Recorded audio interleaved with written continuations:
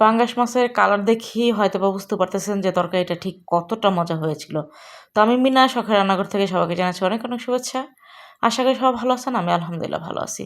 তো আজকে রান্না করতেছি পাঙ্গাস মাছ। তো প্রথমে লবণ হলুদ দিয়ে খুব ভালো করে একদম লাল করে ভেজে নেব। পাঙ্গাস মাছটাকে যতটা লাল করে ভেজে ভুনা করা হয় তত বেশি মজা লাগে।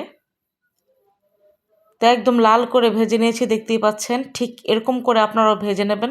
তারপর হচ্ছে পাঙ্গাস মাছটা রান্না করবেন। যে কোনো দিন পাঙ্গাস মাছ খেতে ভালোবাসে না সেও বলবে যে আমাকে আরও একটু দাও, তরকারিটা এতটাই ভালো লেগেছে। অবশ্যই আপনার কাছ থেকে চেয়ে তারপর হচ্ছে আরও এক টুকরো নিয়ে খাবে, এতটা বেশি ভালো লাগে। তো যে কয়টা আমি পাঙ্গাস মাছ ভুনা করব তো ওইটা আলাদা করে নিয়েছি, আর এই হচ্ছে ছোটো ছোটোগুলো হচ্ছে রেখে দিয়েছি পান্তা ভাত দিয়ে খাওয়ার জন্য। পাঙ্গাস মাছ ভাজা দিয়ে কিন্তু পান্তা ভাত অসম্ভব ভালো লাগে।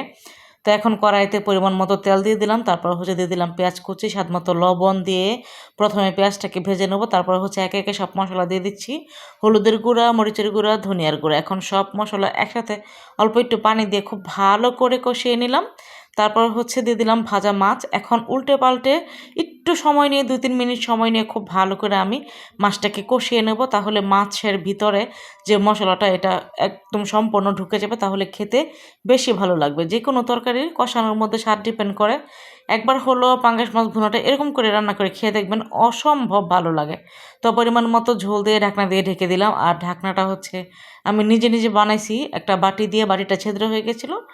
আর ঢাকনার যে ধরুনিটা ছিল ওইটা হচ্ছে রাইস কুকারের ঢাকনা ভেঙে গিয়েছিল, তো ওইখানে নাট আর এই ধরুনিটা একসাথে লাগিয়ে দিয়েছি। মাশাআল্লাহ খুবই সুন্দর হয়ে করে এখন ঢাকতে পারি। তো কিছুটা 2-3টা পুঁটি মাছ ভাজা ছিল দিয়ে দিলাম সাথে। তো কাঁচামরিচ দিয়ে তরকারিটা আমি নামিয়ে নিয়েছি। মাশাআল্লাহ আলহামদুলিল্লাহ। গরম ভাতের সাথে এই পাঙ্গাস মাছের তরকারিটা জাস্ট অসম্ভব।